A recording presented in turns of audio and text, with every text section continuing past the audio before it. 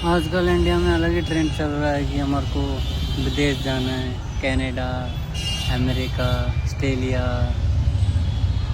New York, New Zealand जाना है। किसी को पैसे कमाने हैं, किसी को कोई ज़मीन जायदाद बेच के जा रहा है।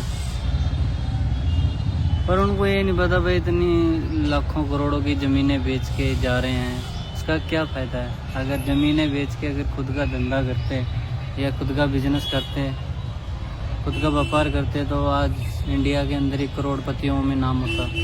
लेकिन इतना दिमाग कौन लगाए। लेकिन हमारे को तो डोंकी लगानी है ज़मीनें बेच के, फिर वापस यूएस की सरकार ने वापस लोगों को उधर से बंदी बना के, कैदी बना के, संगल डाल के सरेआम इंडिया की नीलामी करी। भाई हम इंडिया के लोगों को संगल लगा के ऐसे सरेआम भेजेंगे लोगों के सामने। तो ये बेइज्जती वाली फीलिंग है कि भाई हाँ इंडिया एकमात्र ऐसा देश है जो मतलब लगभग पूरे वर्ल्ड को चला रहा है। लेकिन अपने इंडिया के लोग ये सोचते नहीं है कि हम इंडिया के अंदर रह के अपना कारोबार क्यों नहीं कर सकते, हम इंडिया को साफ़ सुथरा क्यों नहीं रख सकते। उसका एक कारण यही है कि उधर के रूल रेगुलेशन सख्त हैं। अगर उधर कूड़ा करकट फैलाया है तो सजाएं, पेनल्टी पड़ती है, सज़ा मिलती है, जेल जाना पड़ सकता है। इसलिए कोई कचरा फेंकने की हिम्मत नहीं करता, कोई ट्रैफिक रूल तोड़ने की हिम्मत नहीं करता। लेकिन हम करें, अगर इंडिया की बात करें तो ये देखो, ये कचरा है, जहाँ मर्जी फेंक दो, कोई पेनल्टी नहीं, कोई जेल नहीं, कोई सुनवाई नहीं होएगी आपकी। चाहे ट्रैफिक रूल तोड़ो, चाहे गाड़ी तोड़ो, किसी को गाली गलौज करके आगे निकल जाओ। मतलब कि थोड़ा बहुत सोचना चाहिए कि हाँ भाई हम इंडिया में रह रहे हैं, इंडिया से बाहर रह रहे होते तो बात अलग थी। लेकिन इंडिया वालों को सोचना चाहिए, जब तक हम देश को सुधारेंगे नहीं, हाँ अपने आने वाली पीढ़ियाँ भी ऐसी आलसी होती रहेंगी। थोड़ा बहुत सोचना चाहिए कि हाँ हम किस जगह पे बैठे हैं। आजकल जो हम अपने मम्मी पापा, अपने रिश्तेदारों के ऊपर, माँ बाप माँ बाप के पैसों पे राज कर रहे हैं, लड़कियां घुमा रहे हैं, आशिकियां कर रहे हैं और फ्री फोकट के पैसे उड़ा रहे हैं। उनको ज़रा सा भी ध्यान नहीं है कि हमारे आगे आने वाली जनरेशन का हाल क्या होगा।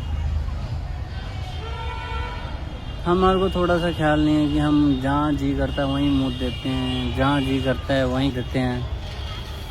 कोई पेनल्टी नहीं पड़ने वाली, कोई सरकार ध्यान नहीं देने वाली, क्योंकि देश को सुधारने का ही हाथ होता है, देश को बिगाड़ने में भी अपने लोगों का हाथ होता है। अब जहाँ तक बात करूँ मैं,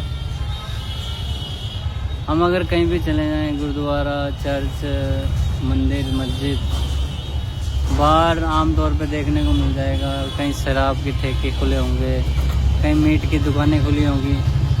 हमारे को क्या मतलब है, हमने तो ना किसी को सामने आके बोलना है या फेसबुक पे, इंस्टाग्राम पे, स्नैपचैट पे या यूट्यूब पे डालनी वीडियो। कोई मतलब नहीं है हमारे को देश से क्या मतलब है, कोई मतलब ही नहीं। हमारे को देश से कोई उम्मीद ही नहीं है। हम तो जैसे कहते हैं ना, यूज़ एंड थ्रो। बस हम इस कंट्री में इसलिए पैदा हुए हैं, हमारे को कोई यूज़ करे और फेंक दे कॉन्डम की तरह। आपने अपनी धरती को झंडे ले लेके घूमते रहते हैं कि हम भारत माता के लड़के हैं, ये देश हमारी जान है, ये देश हमारी पहचान है, ये देश हमारी शान है। कहाँ की शान है? कूड़ा करकट इतना फैलाया हुआ है। गुरुद्वारे में जाते हैं तो, और कहीं का एग्जांपल नहीं देता मैं, गोल्डन टेम्पल का एग्जांपल दे देता हूँ कि हम गुरुद्वारे में जाते हैं, एंटर करते हैं जैसे गुरुद्वारे के अंदर से रास्ते के अंदर एंटर करेंगे तो दूर से पता लग जाएगा, हाँ भाई शराब के ठेके 500 मीटर दूर हैं, 1000 मीटर दूर हैं, या मांस मुर्गे की दुकान खुली हुई है, बकरे की दुकान खुली हुई है, कोई मतलब नहीं है वहाँ पे।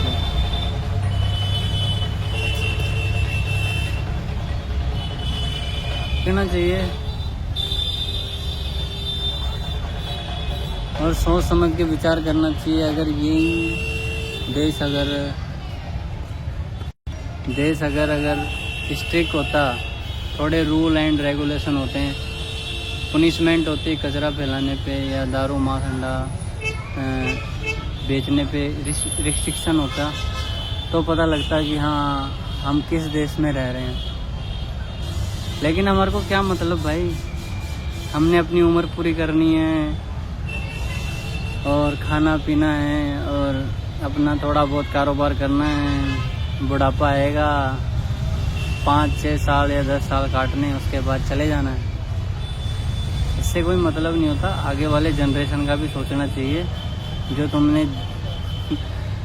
धरती की जो गांड मार रखी है उसका थोड़ा बहुत सोचो।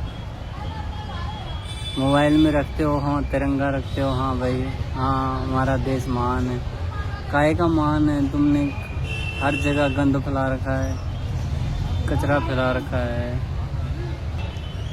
थोड़े समझदार बनो और इस चीज़ को सुधारो। ये अपना देश है, अपने को ही रहना है, अपने रिश्तेदारों को ही रहना है, आने वाली जनरेशन को रहना है।